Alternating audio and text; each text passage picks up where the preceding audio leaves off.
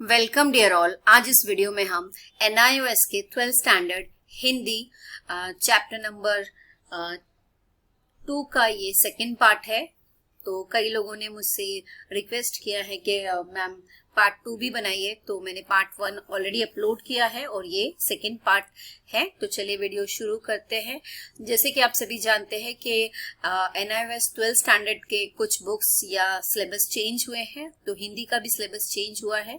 तो ये new syllabus है। न्यू सिलेबस का मैंने फर्स्ट चैप्टर ऑलरेडी अपलोड किया है और ये सेकेंड चैप्टर का भी पार्ट 1 मैंने अपलोड किया है। थर्ड, फोर्थ, फिफ्थ मैंने अपलोड किए हैं और 6 भी अपलोड किया है, 9 अपलोड किया है। तो ये अपलोड मैंने किए हैं। आप मेरे चैनल के प्लेलिस्ट में जाके वो सारे वीडियोस देख सकते हैं। आइए हम वीडियो का आज हम ये जो सेकेंड चैप्टर है इसका हम सेकेंड पार्ट अभी हम देखने वाले हैं। उससे पहले अगर आपको मेरे वीडियो पसंद आते हैं, लाइक करें, शेयर करें, सब्सक्राइब करें। ओके, सगुन भक्ति काव्य तो ऑलरेडी मेरे फर्स्ट जो वीडियो में मैंने तुलसीदास के बारे में सब कुछ एक्सप्लेन किया है, वो आप देख सकते हैं, सुन सकते हैं। आज हम जो है डायरेक्टली सेकेंड जो पार्ट में हम जो सेकेंड जो कवि हैं यहाँ पर सूरदास, उनके बारे में स्टडी करेंगे। तो हिंदी साहित्य में कृष्ण भक्ति काव्य का विशेष महत्व रहा है। हिंदी कवियों ने जो है विभिन्न रूपों में कृष्ण की मनोरम लीलाओं का वर्णन किया है। उनकी जो बहुत ही प्यारी प्यारी हरकतें हैं या चीजें हैं उसका वर्णन किया है। उनमें से सूरदास का स्थान जो है सर्वश्रेष्ठ माना जाता है, जिन्होंने कृष्ण के बाल रूप को दर्शाया है। प्रसिद्ध आलोचक आचार्य रामचंद्र शुक्ल की भी प्रसिद्ध उक्ति रही है, सूर्य वत्सल ए श्रृंगार का कोना कोना झाक आए है। वास्तव में सूर्य ने बाल कृष्ण यानी कि कृष्ण के बचपन के रूप का बहुत ही सुंदर वर्णन किया है, उनकी बाल लीलाओं का। यानी जिस तरीके से बच्चे जो बचपन में जो प्यारी प्यारी हरकतें करते हैं, जो देखकर हम बहुत खुश होते हैं, वो यहाँ पर उन्होंने वर्णन किया है। उनके लोक रंजनिक का रूप की अद्भुत छवि दिखाई है। मानिए किस तरीके से उन्होंने एक अलग स्वभाव या रखा वहां पर, वो यहाँ पर दिखाया। या यहाँ एक पद हम पढ़ेंगे जिसमें बालक कृष्ण के सौंदर्य को चित्रित किया गया, यानी कि बचपन में जिस तरह से कृष्ण थे उनको उसका वर्णन है। घुटुरुन चलत रेणु तन मंडित मुख दागी लेप कियो चारु कपल लोल लोचन गोरु चन तिलक दिए ललटकिन मनुमत मधुपन गत मादक मधुही पिए कटुला कंठ ब्रज के हरि नख रजत रुचिकर हिये धन सुर एको पल ही सूख का सत कल्पिया। ये जो है सूरदास की लिखी हुई पंक्तियां हैं। आइए इसका अर्थ समझते हैं। तो यहाँ पर खासकर बताया गया है कि सूरदास ने जो ये लाइनें लिखी है, तो घुटने के बल चलते हुए कृष्ण बाल कृष्ण यानी कि बचपन में जो कृष्ण थे उनके सौंदर्य को का चित्रण किया है, उसके सौंदर्य को दिखाया है। सूरदास जी के इस बचपन के वर्णन में स्वाभाविकता है, सरलता है, मनोरमता है और एक अद्भुत संयोग यहाँ पर हमको दिखाई देता है कि किस तरह से कृष्ण भगवान बचपन में जब वो चल रहे थे और किस तरह से उनका स्वभाव था। बहुत ही सुंदर तरीके से उनका सौंदर्य का वर्णन किया गया है। सूरदास जी कहते हैं कि श्री कृष्ण अभी बहुत छोटे हैं और नंद किशोर जो उनके माता पिता हैं कि घर के आंगन में घुटनों के बल चलते हैं। एक दिन उन्होंने ताजा निकाला मक्खन, एक हाथ में लिया और लीला करने लगे, मतलब खाने लगे। श्री कृष्ण के छोटे से एक हाथ में ताजा मक्खन शोभ्यमान है, यानी कि बहुत सुंदर दिखाई दे रहा है और वह इस मक्खन को लेकर घुटनों के बल चल रहे हैं। घुटनों के बस, नी के बस, कितने लोगों को अगर घुटना नहीं समझ में आता है तो मैं बता दूं, नी जो हम कहते हैं, उनका शरीर धूल में लिपटा हुआ है और डस्ट में यह धूल भी उनके सौंदर्य को बढ़ा रही है, यानी कि बहुत ही अच्छे दिख रहे हैं। उनके मुंह पर दही लिपटा है, मुंह पे पूरा दही लगा है, मानो मुख पर दही लेप कर लिया है। हम कभी कभी कुछ लेप लगाते हैं चेहरे पर, तो इस तरीके का नजर आ रहा है। उनके गाल सुंदर और उनकी आंखें, नेत्र जो है चंचल है। जैसे मस्तीखोर हम बोलते हैं ना कि कुछ कुछ लोगों की आंखों में बहुत मस्ती होती है, तो वैसे यहाँ पर दिखाया गया है। ललाट पर गोरोचन तिलक, यानी कि उनके आंखों के बीच में एक तिलक लगा है और वो बहुत ही तिलक के रूप में प्रयुक्त होने वाला एक सुंदर पदार्थ का तिलक लगा है, जो उसमें सुंदर ये है, सुगंध है। कृष्ण के बाल घुंघराले है, करली हेयर जिसको कहते हैं हम। जब वे घुटनों के बल माखन लिए हुए चलते हैं, तब घुंघराले बालों की लटें उनके कपोल पर झूलते लगती है।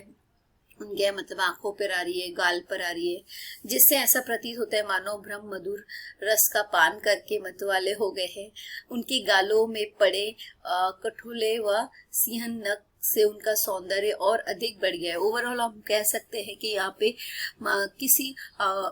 जैसे हम किसी बच्चे की तारीफ करते हैं, छोटे बच्चे की तारीफ करते हैं जो बहुत सुंदर है, तो यहाँ पर सूरदास जी ने कृष्ण भगवान के बचपन के सौंदर्य का, यानी उसकी जो सुंदरता है उसका वर्णन यहाँ पे किया है। सूरदास कहते हैं कि श्री कृष्ण के इस बाल रूप के दर्शन यदि एक पल के लिए भी हो जाए तो जीवन सार्थक हो जाए, अन्यथा 100 कल्पों या युगों तक भी जीवन निरर्थक ही रहेगा। यानी कि अगर हमने दर्शन नहीं किया तो 100 युगों तक जीवन निरर्थक रहेगा, यानी इसका कुछ अर्थ नहीं होगा। अर्थात इस रूप सौंदर्य के दर्शन के बिना अनंत काल तक जिया गया जीवन भी बेकार है। यानी कि आपने श्री कृष्ण के दर्शन नहीं किए तो अनंत काल का जीवन भी बेकार, वो कहते हैं सूरदास जी।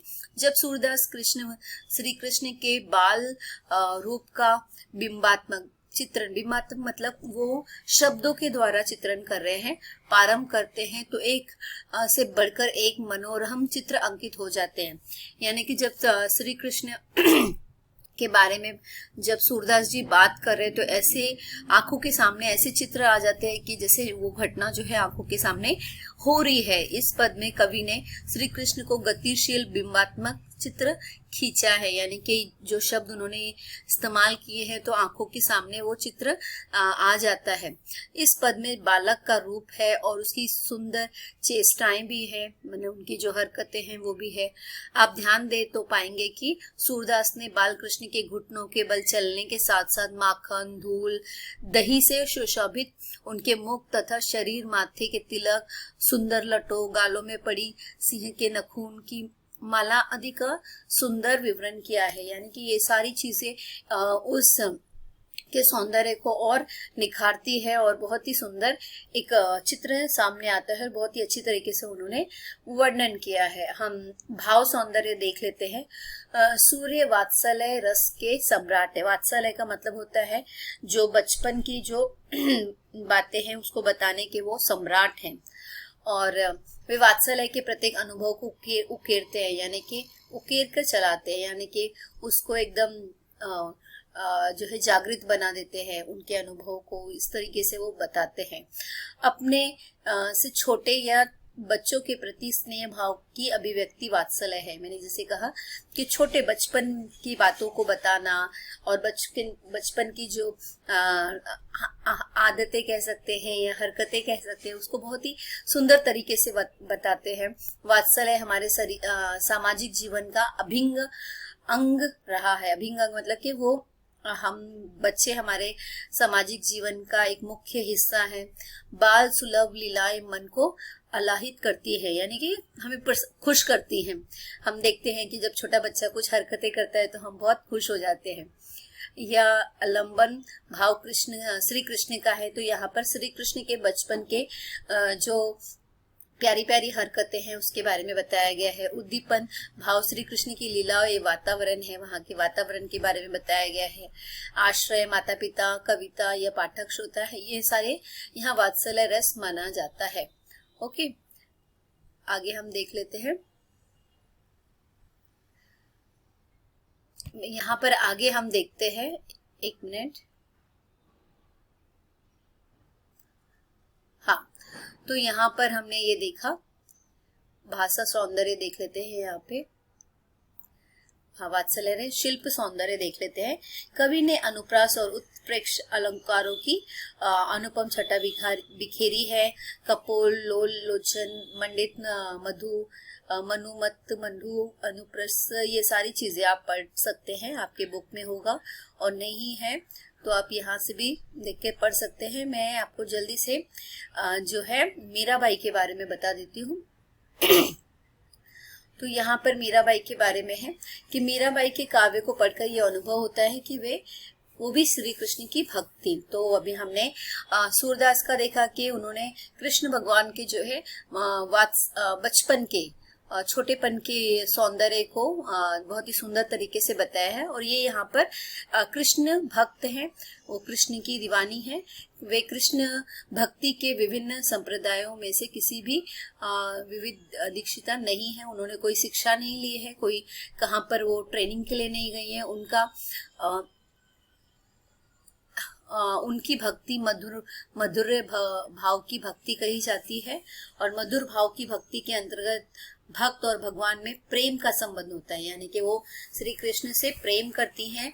मीराबाई श्री कृष्ण के प्रेम में डूबी हुई थी। कृष्ण को वे प्रिया, गिरधर, सावरा, प्रियतम के नाम से पुकारती हैं। मीरा के समुच्चय काव्य में इस प्रेम की अभिव्यक्ति अनेक प्रकार से हुई है। प्रेम में मिलना और विरह यानी कि दूर होना, दोनों ही पक्षों की सुंदर अभिव्यक्ति उनके काव्य में मिलती है। यह अभिव्यक्ति अत्यंत सीधे साधे और सरल रूप में दिखाई देती है, यानी बहुत ही साधारण तरीके से उन्होंने लिखा है, जिसमें प्रेम, विश्वास और समर्पण की भावना विद्यमान है। ओके, हम उनके बारे में और पढ़ लेते हैं। मैं यहाँ पर डायरेक्टली जो उन्होंने लिखा है उसका व्याख्या पढ़ लेती हूँ और व्याख्या एक्सप्लेन कर देती हूँ।